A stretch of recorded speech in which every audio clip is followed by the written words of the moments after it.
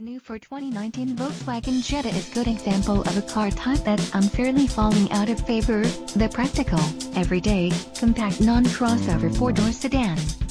Also, it's one of the few cars like this you can still get with a manual, and that feels good.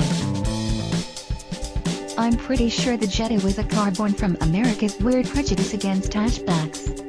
To be able to sell rabbits to people who cringe at the idea of throwing their luggage into a convenient rear door, VW grafted a trunk onto the butt of the rabbit golf and thus the Jetta came to be.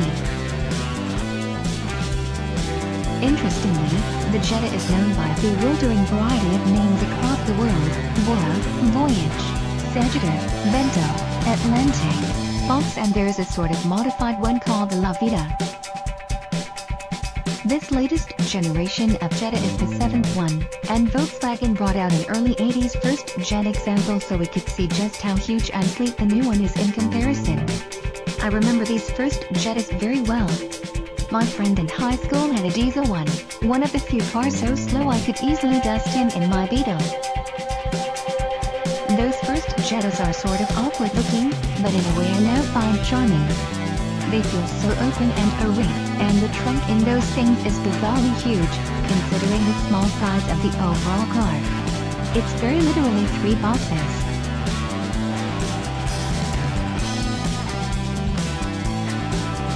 The 2019 Jetta is no longer a Golf derivative, but is now built on the same SUV platform that almost all VWs share. If you're like most humans, you probably can't exactly recall what the last Jetta looked like or how much it differs from the newest one, so here's a handy slide to help. Oh, right! It does look sorta different. That chrome monogram is new, for example. And, it's a good bit more aerodynamic, a tiny bit bigger in all exterior dimensions, but a tiny bit smaller in legroom, so, you know, we're thinner socks. This isn't just a facelift. It's an all-new car. But it's still an evolutionary all-new car, so don't be disappointed that it's not a radical rethinking of the segment. Volkswagen isn't trying to make a practical Renault on time for America, it just wants to sell some damn cars.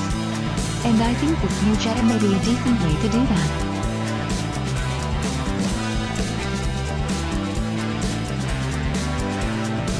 The new Jetta is an improvement over the previous generation Jetta, and it's a fairly handsome car in a sort of normal, restrained way that makes even this newest one pretty easy to lose in any parking lot.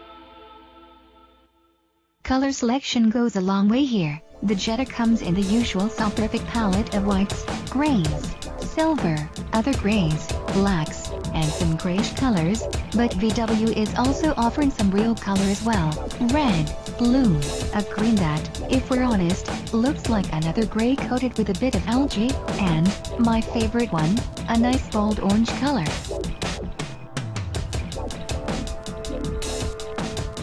It feels like the neutrals just push the design to anonymity, but in color it forces you to pay attention and actually look at the details that make the design work.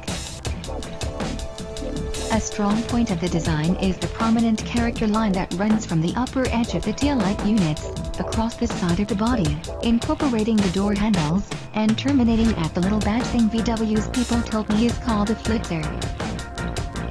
Look at that flitzer, flexing away. I suspect in some markets this may be replaced with an indicator repeater lamp.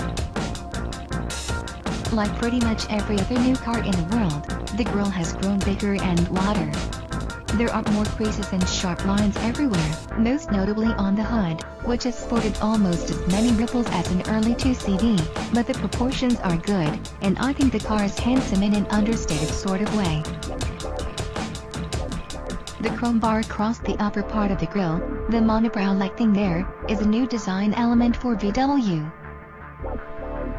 It's subtle, but it's there. That lowest rectangle, beneath the taillight ellipsis there, is an amber rear directional light.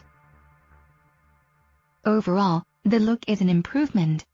It's more aerodynamic, but it's still going to effectively blend into the greater mass of cars, especially if you get it in some boring color.